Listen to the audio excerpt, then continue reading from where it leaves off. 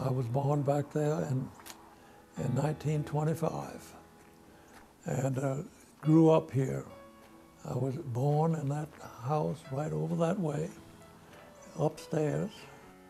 And of course, that's been many years ago. And you see all of these camellias. They weren't as big as this, you know, but they're overgrown, so. But they were all over here, and everywhere you looked, you'd see azaleas and everything. It was a beautiful place.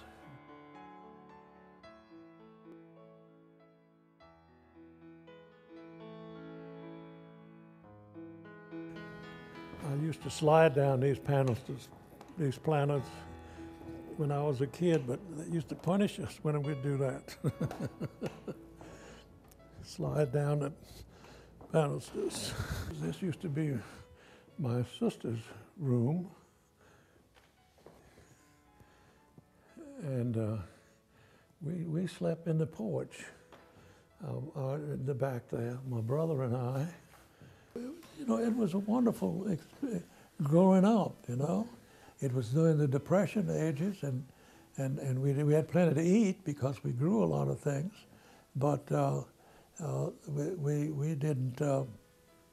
we didn't want anything because we got all the food we could eat. This was used when I was recall milk shed where we milked the cows, and of course that one right there was the chicken coop. That's where the chickens went in and laid, you know. My father's first name was Harry. My mother's first name was Leonora. Leonora Adam Barrow. She was a Barrow. Most of the Barrows came from St. Francisville. That's my father. And the next boy on the left-hand side was Wally Rowe, which was my uncle, and my aunt was Aunt Mattie. My mother was, you know, made us learn and made us go to school and made us study. And my father worked, and he took care of us. That was a picture of, oh, there it is. That was a picture of my brother, Harry, right there. Well, of course, my brother was 3 years older, and my sister was 2 years older, and I was the baby. Well, my grandfather, his name was Charles Rowe, and I was named after him.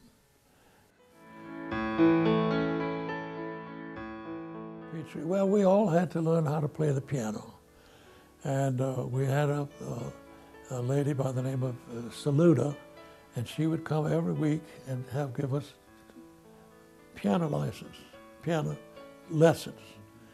And my brother and my sister, they became very good at it, but to me it was just too difficult for me. And but I did learn how to play somewhat, and but in order to make us practice when we were supposed to, she would take a limb off of the peach tree, and that was how she would give us a little whack on the, so make us go practice. And finally, the peach tree died, and I quit practicing and got out of studying to be a pianist. But I could play some, but I never did accomplish it as much as they did, you know. When I got to be about 10 or 11 years old, I bought a Model T Ford. I was given 25 cents a week for, and then every now and then for a birthday or something or other, I'd get $1 or something. And went over to New Roads, and it was a coupe. The front end had a back seat, and paid $10 for it. And so I got rid of my Model T? Model T and bought a Model A. Yeah. And it was quite a dude, and I kept it for quite a long time. How old were you about then, Charles? Well, I guess I was about 12 or 13, 14. And in those days, you know, you didn't have to have a driver's license to drive anywhere. It didn't make any difference how old or young you were.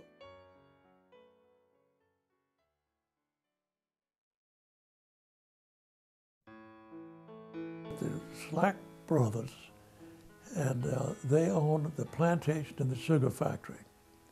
And three brothers, and they had one sister, which was my great-grandmother. She had one son, which was named Charles, which was my grandfather.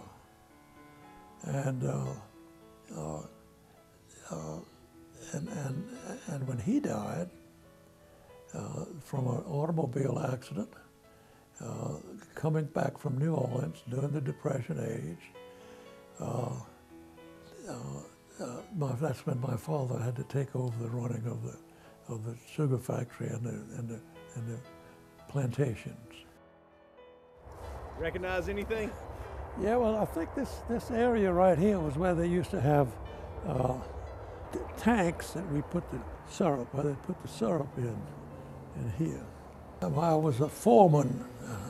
You know, it's the deal where you say, you know, you become the owner's son. And anyway, I was a foreman of the sugar factory, and I went to work at 12 o'clock at midnight and worked until 12 noon when the factory was operating, and that operated about 2.5 or 3 months out of the year. And my sister, she worked in the laboratory in the sugar factory, and my brother, he worked in the sugar factory because he was a few years older than me. And all of this was covered with sugar cane, as it still is, but all of that was done by, and then done by mules and plows. Got to the point where we went to tractors and so forth to do it, but we got older. We used to sit here on the porch. My mother was here and I would sit in the chair. My mother asked me after I came down from the service whether or not I was going to go back to college, and I said, I don't think so. And she said, well, look, I want you to look over there and see those mules that are doing those, they're plowing those fields.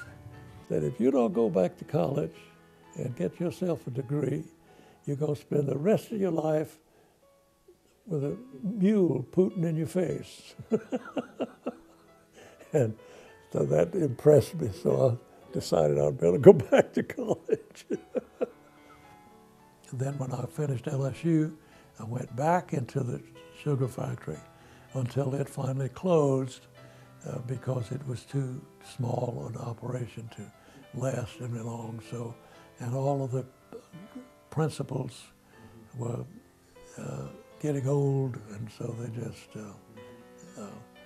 sold it, got rid of it. When they sold it, that was when they had the Cuban crisis, and all these Cuban people moved into Florida and started spending some of their money and investing, and so they took the sugar factory to pieces and sold it to the Cubans down in Florida to build a sugar factory with it, and that's when all the stuff finally just grew up and sold everything they had, and timber and everything else that was in it. Yeah. So that's when I had to, that's when I had to get out and go to work.